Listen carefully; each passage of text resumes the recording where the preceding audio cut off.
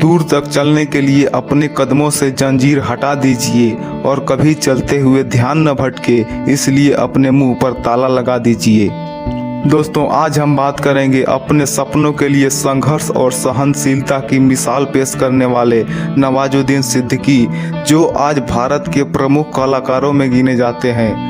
लेकिन जिस तरह की संघर्ष और रिजेक्शन का अपनी लाइफ में सामना किया, जिसमें अच्छे लोगों का हौसला टूट जाता है, जो बताता है कि नवाजुद्दीन सिद्दीकी न सिर्फ फिल्मों के हीरो हैं बल्कि अपनी लाइफ के भी रियल हीरो हैं। 1974 में जन्मे नवाजुद्दीन सिद्दीकी यूपी के मुजफ्फरनगर डिस्ट्रिक्ट के एक छोटे से गांव बुढ़ाना के रहने वाले हैं।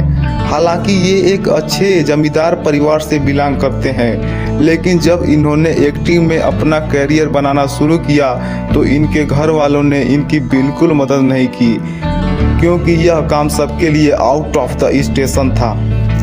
गुरुकुल कांगी विश्वविद्यालय से केमिस्ट्री में बीएससी की पढ़ाई पूरी करने के बाद वडोदरा गुजरात में एक कंपनी में केमिस्ट के रूप में काम करना शुरू किया, लेकिन उनका मन इस काम में बिल्कुल नहीं लगता था।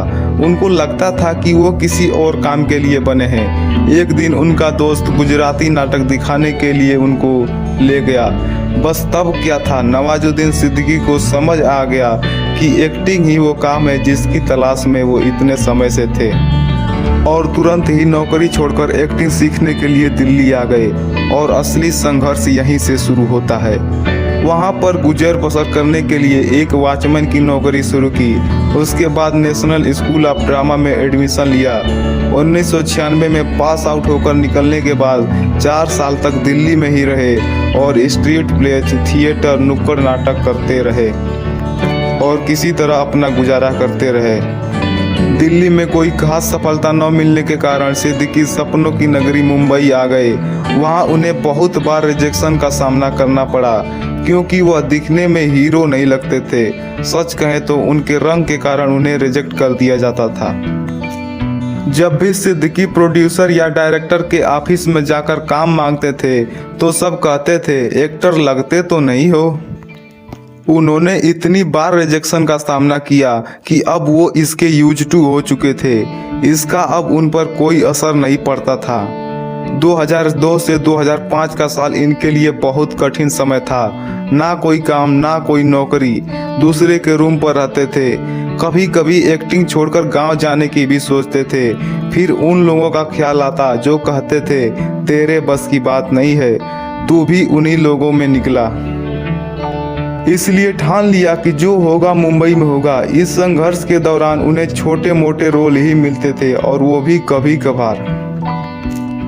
लगातार 12-13 साल स्ट्रगल करने के बाद नवाजुद्दीन सिद्दीकी को पहला बड़ा ब्रेक मिला, जब 2010 में पीपली लाइव मूवी में जर्नलिस्ट का महत्वपूर्ण रोल किया।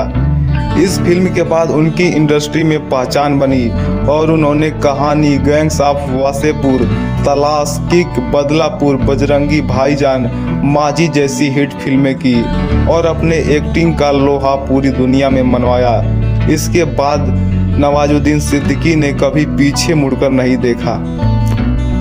नवाजुद्दीन सिद्दीकी कहते हैं कि मैं लकी नहीं रहा, मैंने बहुत स्ट्रगल किया है और सीखा है कि कभी उम्मीद मत छोड़ो और हमेशा कड़ी मेहनत करो। तैयार रहो, शायद आपको तब मौका मिल जाए जब आप इसकी सबसे कम उम्मीद कर रहे हों।